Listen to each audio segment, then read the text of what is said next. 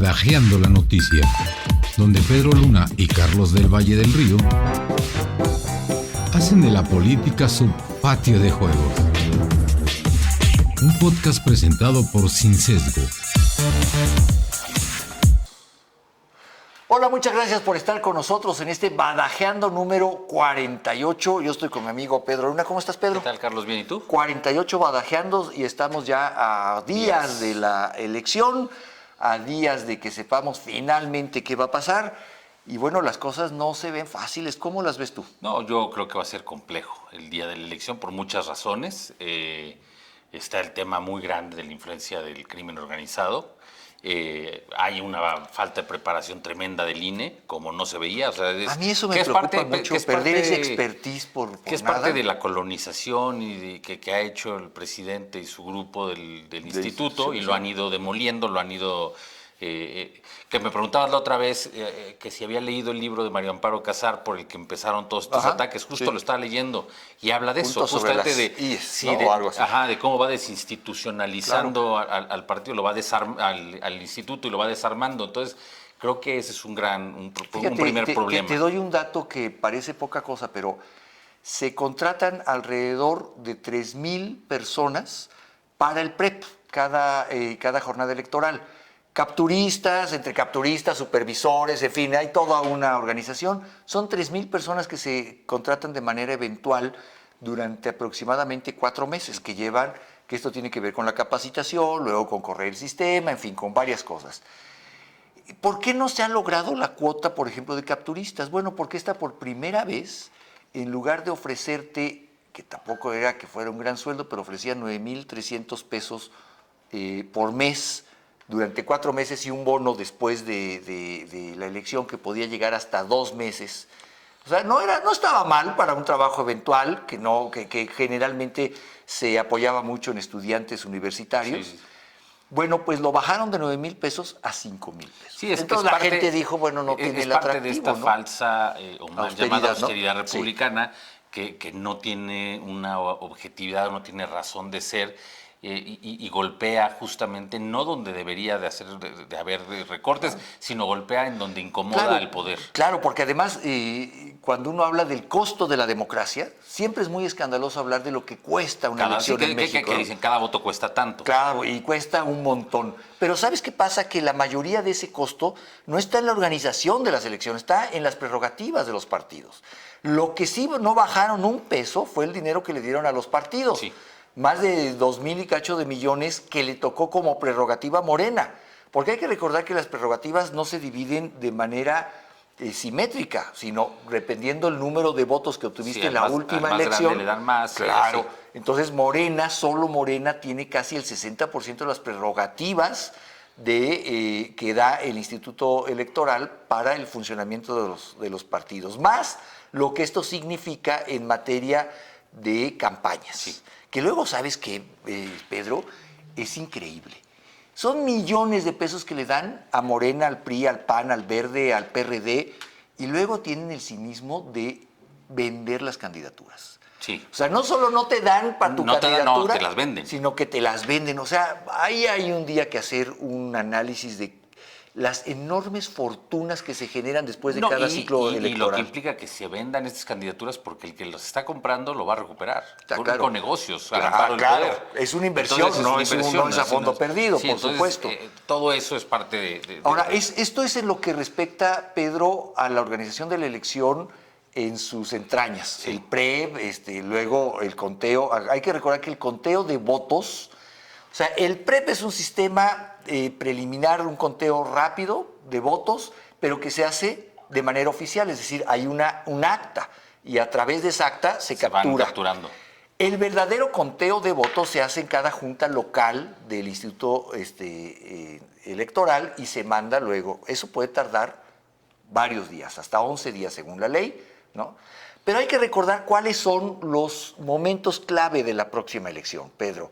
Bueno, primero la instalación de las casillas. Ahí empieza. A ver cuántas casillas se van a instalar. Tampoco han podido juntar a todos los funcionarios electorales. Porque no han querido, y eso es lo que te digo, la influencia. No han querido. No, es que la influencia del crimen organizado es muy grande. Entonces hay un gran temor en ciertas regiones del país para salir. Bueno, si hay candidatos que han renunciado por el temor a los, imagínate a los un delincuentes, funcionario. pues un funcionario que hacía con mucho más razón. Se va a ir a jugar el pellejo ahí. Entonces ahí hay un, Ahora, hay un grave hay problema. que recordarle a la gente, Pedro, ¿a quiénes va a ver usted en la casilla? ¿No?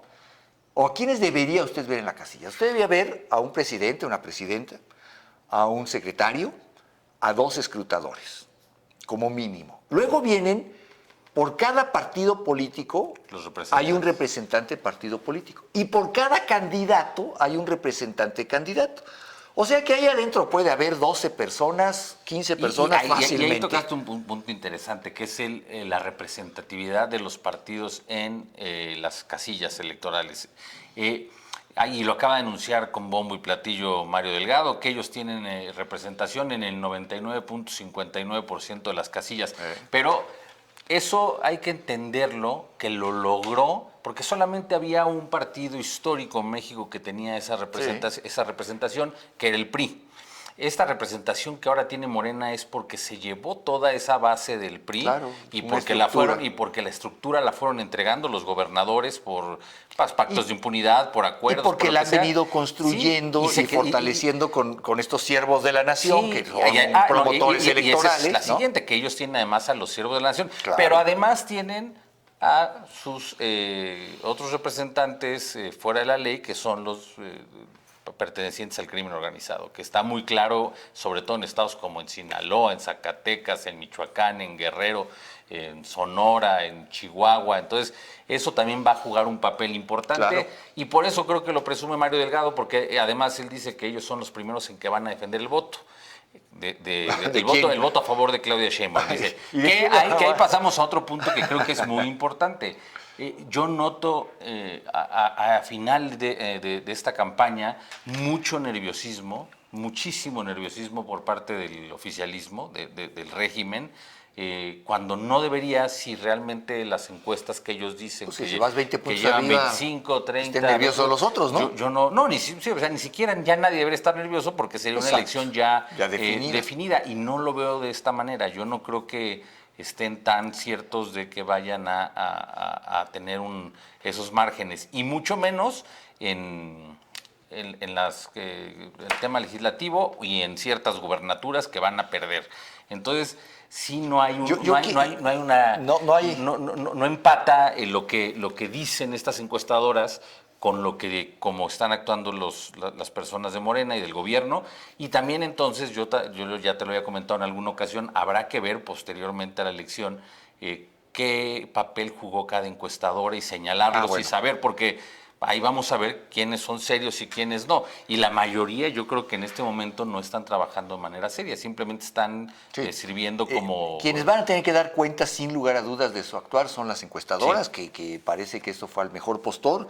Y ahí hay un tema, yo lo he platicado en noticiario con Martín Bouchard, debería haber algo así como un consejo regulador de las casas encuestadoras, ¿no? Sí, no, porque esto ya es algo... Y que se transparente realmente la metodología, que se supone que lo hacen, pero no hay...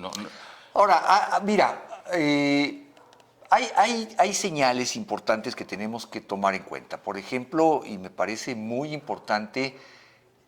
la nota de 8 columnas, pues la nota principal de New York Times este fin de semana, en el que advierte que las elecciones en México están tomadas por el crimen organizado, no es una nota menor. No, es una nota, además, en la edición de domingo, que para los que conocemos de la prensa, pero específicamente de la prensa en Estados Unidos, es el día más importante. El día importante para dar a conocer cosas. A diferencia, en México se usa mucho el lunes. En Estados Unidos este tipo de medios... Hasta los programas de entrevista en políticos importantes son mucho en domingo. Claro, allá es muy importante lo que des a conocer el domingo, porque generas una conversación a lo largo de la semana. Que se suma a lo que venía diciendo The Wall Street Journal y que también dijo The Washington Post. También dijeron... La presencia del crimen. La presencia del crimen y las posibles irregularidades o la complejidad de este proceso electoral en México. Entonces... También habrá que ver también cuántos observadores realmente van a estar aquí, que se ha hecho todo por obstaculizar su trabajo. Todo. ya pareciera un poco, me recuerda más o menos a Venezuela, que están haciendo todo por expulsar y porque no haya representantes. El programa de observación internacional del INE fue reducido en un 70%. Es decir, no se invitó a la OEA, o bueno, sí va a haber invitados de la OEA, pero los invitó Acción Nacional. Sí. Sí va a haber invitados de CELAC, por ejemplo, pero los invitó el PRD. Los invitados del INE se van a circunscribir al cuerpo diplomático acreditado en México. Bueno, este es otro tema, ¿no? Este es otro factor. Mira, a mí me gustaría recordar, Pedro, cuáles son los momentos críticos de la elección. Sí. Primero viene la instalación de casillas. Hay que recordar que si el 5% de las casillas, el 6% de las casillas, 6% de las casillas no se instalan, la elección no es válida. El 6% de las casillas son alrededor de 5,000 casillas. Si en las primeras horas de la jornada electoral del domingo no se pueden instalar 5,000 casillas, la jornada electoral no sería válida. Luego viene otro momento muy importante. A lo largo del día estaremos escuchando de incidencias en distintos lugares de la República, de que si pasó algo, deben ser menores. Luego viene el cierre de casillas a las 6 de la tarde. Sí.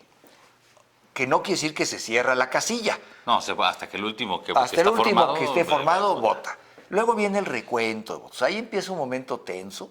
A cerca de las 8 de la noche empiezan a llegar los primeros resultados del PREP. Sí, o los conteos rápidos también que tienen. A partir de las 8 de la noche, no es cierto, a partir de las 7 de la noche, es decir, una hora después de la hora en que se cierran las casillas, y aquí hay que observar que en México tenemos 3 sistemas de usos horarios. Uh-huh. Es decir, en el centro no podríamos estar dando resultados de lo que pasa en Tijuana, porque vienen una hora atrás, y hay que esperar, ¿no? Entonces, ninguna casa encuestadora, ningún medio puede dar resultados preliminares, sino hasta una hora después del cierre de casillas. Esto nos coloca en hora del centro a las 7. Luego a las 8 empiezan a darse resultados del PREP, las primeras cosas que llegan del PREP. Cuidado, mucho cuidado. ¿Qué es lo primero que llega del PREP? Pues lo que está más comunicado y más cercano. Es decir, vamos a tener cifras muy pronto de Ciudad de México, de grandes urbes como Guadalajara, como Monterrey, ¿no? Pero esto luego se va acomodando.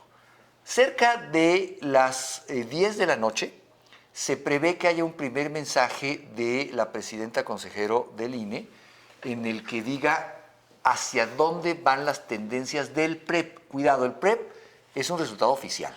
No es el oficial, es el conteo final de votos, pero está hecho a base de actas. ¿Qué pasa si a las 7 de la noche, si a las 10 de la noche, la consejera presidenta no tiene una certeza de qué está pasando? No puede pronunciarse. La ley se lo obliga, no pronunciarse, es decir, no hay certidumbre todavía en los primeros conteos. A las 11 de la noche, una hora después, la ley establece que se debe dar a conocer la tendencia del PREP solo si es arriba de un 5% de la elección. Si esto es menos de un 5%, está obligado a dar un mensaje diciendo que no se van a dar a conocer resultados del PREP ya en ningún momento, o sea, el PREP ya queda en desuso, porque se va a esperar al conteo oficial de votos. Y ahí entramos, Pedro, en un tira y afloje. Si este fuera el escenario, ahí entramos en un tira y afloje que puede durar 2 días, 3 días, en el que se van contando los paquetes en las juntas distritales electorales, y eso puede venir. A esto no le quita la posibilidad a ninguna casa de campaña de hablar. No, y ahí vamos a oír, vamos a escuchar que ganaron, ¿no? Todos. Pues todos los tanto candidatos a gobernadores como los candidatos a la presidencia, puede ser, dependiendo cómo sea. Yo no creo, yo te lo he dicho, que vaya a ser una elección de los 2 dígitos de ventaja.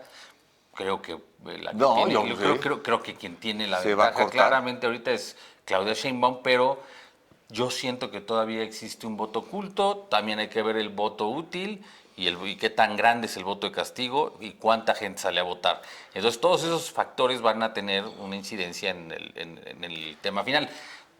si pensando en que ganara la elección Claudia Sheinbaum, no creo que pase del 7% de ventaja. Bueno, esta ya no es la elección que habían diseñado al principio de arrasar, y esto traerá distintos equilibrios. Vamos a hacer una pausa, sí. Pedro, y si te parece, analicemos en el segundo segmento de este Badajeando, hablemos de los cierres de campaña, de cómo terminan los partidos y los candidatos. ¿Te parece? Hacemos una pausa, estamos de regreso en un minuto.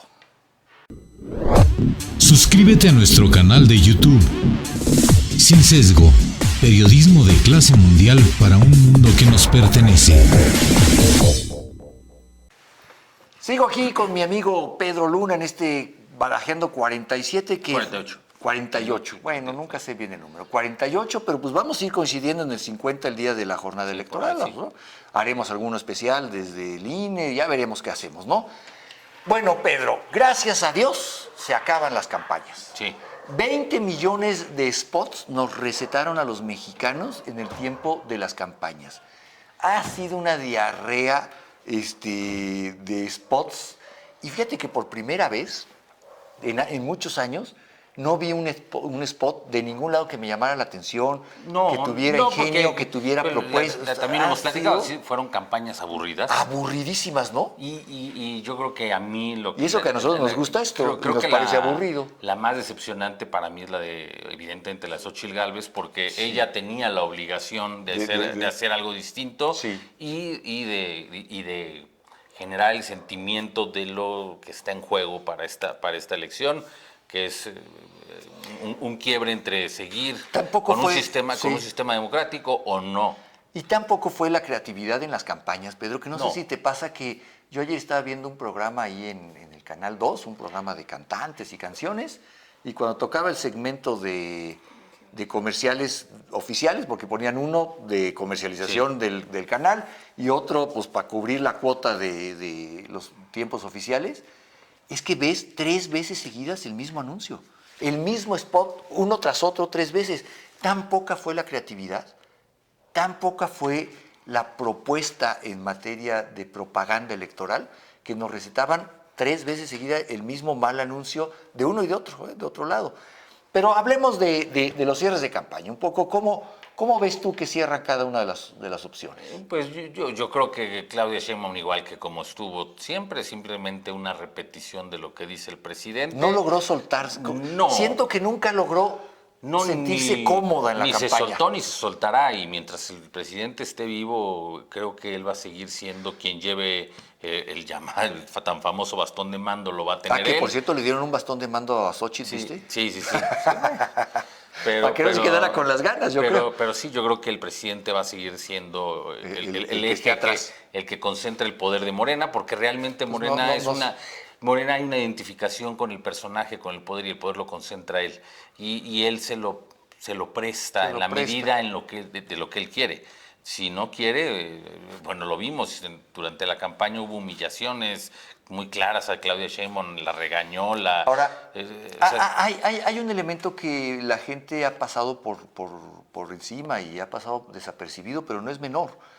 Al inicio de la presidencia de López Obrador, cuando metió la reforma constitucional de revocación de mandato, por ahí aprovechó para cambiar una palabra en la Constitución y pasa desapercibido porque decimos, ¿esto qué? La Constitución, previo a esta reforma, establecía que nadie puede ocupar la presidencia 2 veces. Sí. Ahora no es así. Ahora dice que nadie puede ocupar la presidencia de manera continua. Esto quiere decir que si hay un periodo de por medio, puedes volver a ocupar la presidencia. Esto que se metió, te digo, junto con la reforma constitucional para meter la revocación de mandato, pasó desapercibido porque era muy al inicio también del sexenio. Decían, bueno, no sé, será por purismo del lenguaje. No, por purismo de la política. Hoy, cualquier expresidente está habilitado para volver a ocupar la presidencia, por lo menos con un periodo de por medio, ¿no? Sí. Y yo no sé si de repente ese sea el bueno, y habría que ver ya también en un escenario en el que los resultados no fueran los que ellos esperan y realmente diera la sorpresa a Xóchitl, ¿qué pasaría? No. Yo no veo bajo ninguna circunstancia una posibilidad de una transición entre Morena y... Yo no veo... Y además, te voy a decir, antes, durante mucho tiempo, la institución que le daba solidez y que daba... ayudaba mucho al Estado mexicano, el ejército, y el ejército ya está totalmente partidizado. La gran mayoría del ejército está ya dentro de Morena, y entonces eso también va a dificultar mucho. Mira, antes que el ejército, porque si llegara a ese momento sería un extremo, pero antes que el ejército me preocupa también, por ejemplo, el Tribunal Electoral. También. Quien está actuando con menos magistrados de los que se requieren, ¿no? Sí, sí. Y que eso también lleva a las cosas a que es una de las partidizarlas. estrategias Claro. que ha utilizado Andrés Manuel, que es no aprobar los nombramientos de consejeros en el INAI, en diferentes organismos, y así lo hizo con el Tribunal Electoral. Por supuesto. Y además terminó poniendo a alguien que es afín a él. Mónica Soto. Mónica Soto. Y te voy a decir, yo no veo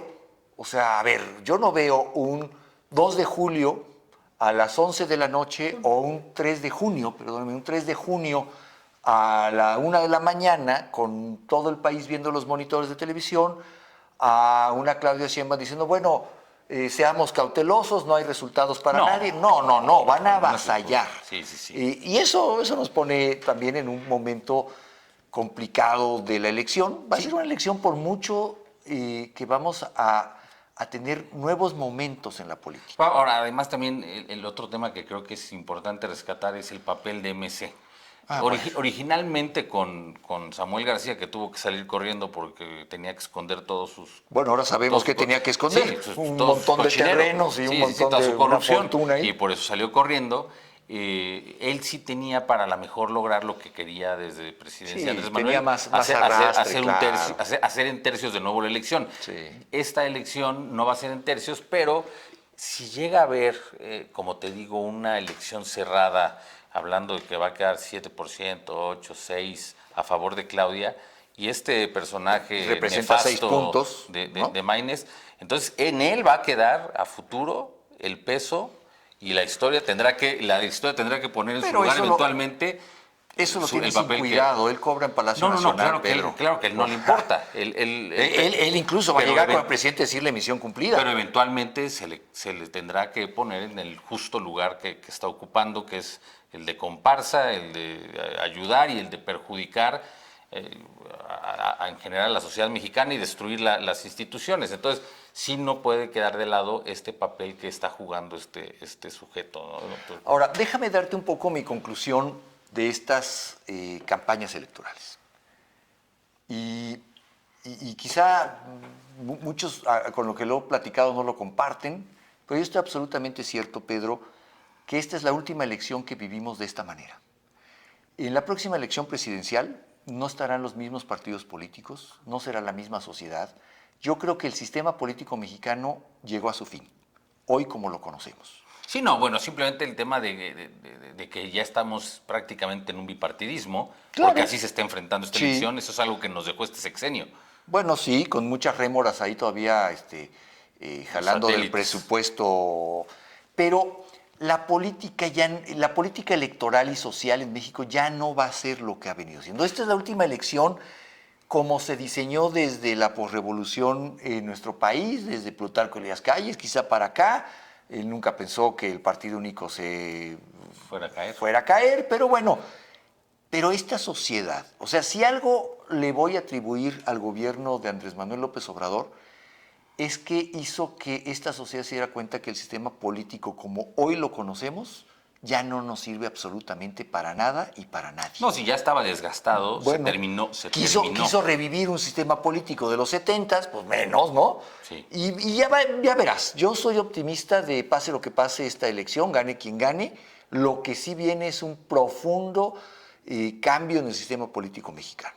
Yo creo que sí viene un cambio profundo, pero si gana Claudia Sheinbaum creo que creo que no será tan bueno. Es que en todo caso... Porque esta segunda generación de populistas tienden a ser más rudos y peores que los que entraron, que los que fueron los carismáticos. Sí, Maduro es más rudo por ejemplo, que simplemente Chávez, Venezuela. ¿no? Sí, tienes razón. Y Claudia Sheinbaum ya se ha visto en los debates, ya se deja ver totalmente como es, de cuerpo entero, miente tranquilamente. Todos ellos mienten sin el menor No, pero yo asomo hace mucho no veía a alguien que mintiera con esa... Porque no habías visto las mañaneras, Pedro, pero si tú ves No, una mañanera, no, dejando... el señor no se arruga y dice 70 mentiras en una más de mañanera. 120 al día. Una cosa vergonzosa. Pero hablando, dejando fuera te digo, ver a Claudia Sheinbaum cómo se comporta, la soberbia, la manera de mentir, la manera de hablar, creo que siendo ella presidenta va a ser un momento más complejo. Y tendrá rápidamente la oposición que ver cómo se reorganiza. Y no solo la oposición, yo siempre también te lo he dicho, la sociedad civil tiene un papel fundamental para que las cosas cambien. Si no, no va a haber cambios. Fíjate que este fin de semana vi un documento muy interesante. Un boletín de prensa del primer ministro sueco. ¿Sabes qué sucedió? Que dio una conferencia de prensa. Era algo del tema energético. Y entonces le preguntaban cifras. La prensa le preguntaba, oiga, pero ¿en qué porcentaje, por ejemplo, compramos? El problema es que en Suecia venden energía limpia al resto de Europa y ellos compran energía sucia. Y entonces hay un enorme debate de por qué hacemos eso. Y él lo justificaba diciendo, bueno, es que es más barata la energía sucia y la energía limpia, y esto nos tiene en niveles mejor. Y hay todo un debate de si eso es ético o no. Pero le hacían preguntas sobre porcentajes. Oye, ¿en qué porcentaje compramos esto? ¿Y cuál es el porcentaje de viviendas que viven? ¿Y sabes qué hacía él cada vez que le preguntaban un porcentaje o una cifra? Decía, no tengo la cifra oficial, se la voy a proporcionar más adelante. Y seguían. Y otra vez decía lo mismo. Y luego el boletín, por eso me llama la atención, quizá un día tendríamos que tener conferencias mañaneras así. Venía un boletín en el que decía, en el minuto 23:15, el periodista de este medio le preguntó al primer ministro sobre este porcentaje. Esta es la cifra correcta. Y no daba cifras de su cabeza, sino que si no las tengo confirmadas... No daba otros datos. No daba otros datos. Si no las tengo confirmadas, no las doy. Y luego el boletín era minuto por minuto las cifras que se comprometió a dar el primer ministro de manera oficial. Sí, bueno, pero estamos hablando de un sistema totalmente Pero como ya somos Dinamarca, avanzado. yo dije, tal vez ya estamos en eso. Pero todavía no dijo que terminando septiembre vamos a ser Dinamarca, una de sus múltiples... septiembre. Septiembre, o sea, un día antes que él se vaya va a ser ya. Bueno, sí, yo creo que sí, porque con otros gobernantes tal vez sí. Y yo para cerrarte, sí, te diría, a ver, ¿qué opinas tú si hacemos un pronóstico cada quien de cómo van a quedar las diferentes gubernaturas, presidencia y Congreso? A ver, venga, vamos, es muy arriesgado, pero voy a ir tomando nota porque luego no digo lo que digo. A ver, venga. Ciudad de México, ¿tú qué dices? Ciudad de México yo creo que va a ser uno de los grandes temas. Yo creo que se lo va a quedar la oposición con Taboada, pero va a ser litigado porque estamos hablando de una elección muy cerrada. Podría ganarse con 3 puntos de ventaja. Pero yo voy Ciudad de México, Taboada. Yo también voy oposición. Jalisco. Jalisco. MC. Yo creo que es MC, ¿no? Por lógica. Este MC es distinto del MC de Maines. Sí, no es el mismo MC. Este MC es el MC que no está de acuerdo con los designios de Samuel García y de Dante Delgado. Estoy de acuerdo. Chiapas. Ese creo que sí, Morena. Chiapas Morena, sí. Guanajuato. PAN. Yo creo que va a ganar el PAN, pero va a ser una elección muy cerrada. También. Porque el desgaste que ha tenido también tanto tiempo el PAN, más los temas de inseguridad que están a niveles altísimos en la entidad, puede que cierren la elección. En Veracruz creo que va a ganar la oposición. Yo también. Creo que Nale tuvo un desgaste. Hizo todo lo necesario para perder, cuando era algo que estaba más que cantado a su favor. Ahora, perdió. Te voy a decir una cosa, pierde Nale en Veracruz. Yo no sé si es muy buena noticia que llegue otro Yunes. Otro Yunes, Los Yunes también son de cuidado. Sí, ha tenido una muy mala fortuna en gobernadores los veracruzanos. Pero bueno, sí, muy mala, no dan una, pobres, pero bueno. En Morelos. No, Morelos va para la oposición. Sí, también. Porque Cuauhtémoc Blanco, pues, de vergüenza en vergüenza. Pero creo que también va a ser cerrada. A favor de la oposición. Yo creo que ahí va a haber una clara decantación por la oposición. Puebla. Puebla, ay, Yo digo que Morena, pero muy híjole, cerrada. sí está muy complicado Puebla. Creo que Morena, también me iría por Morena en Puebla. Tabasco, Morena, Sí, sí, pues sí. yo digo. Y Yucatán, PAN. cerrada también. No, ¿No crees que se no, cierre? yo creo que ese sí es producto de las encuestas. Eso sí es una cosa así de encuestas, ¿no? Luego en Congreso, yo creo que va a ser un Congreso dividido. Un Congreso Sí, sin mayoría simple sin, para sin nadie. mayoría simple para nadie, mucho menos la calificada No, que olvídate. tanto quería. No, no. En el plan C que mandó el presidente. Y la presidencia de la República. Mira, hoy tendría que decirte que la presidencia de la República se la queda Claudia Sheinbaum con un muy escaso margen. Podríamos estar hablando de 5 puntos, tal vez, no más que eso. Lo cual significa una victoria, pero no la victoria que ellos querían. Sí. No es. Pero hoy tendríamos que decir, pues todo apunta a Claudia Sheinbaum. No, y con un escenario como, yo creo que va a ganar Claudia Sheinbaum, creo que su porcentaje va a estar entre el 5 y el 8%, con lo que puede ganar. Pero creo que todo este escenario que estamos platicando reconfigura otra vez el país y va a obligar ahora sí a Claudia Sheinbaum como presidente a sentarse con las fuerzas políticas, que es lo que no hizo. Esa es una apuesta el que presidente estaremos actual. haciendo en el Badajeando número 49, 50. 55, por ahí, ¿no? Por lo pronto, vamos a esperar que llegue el domingo, vamos a ver qué pasa y pues estemos pendientes también de los próximos badajeandos, porque vamos a tener unos badajeandos especiales, haremos alguno desde el INE, ya veremos qué hacemos, ¿no? Por lo pronto, yo le agradezco mucho. Ahí nos vemos en el próximo Badajeando. Muchas gracias. Yo soy Carlos del Valle. Yo soy Pedro Luna. Hasta luego. Adiós. Hasta aquí Badajeando la Noticia, donde Pedro Luna y Carlos del Valle del Río hacen de la política su patio de juegos. Un podcast presentado por Sin Sesgo.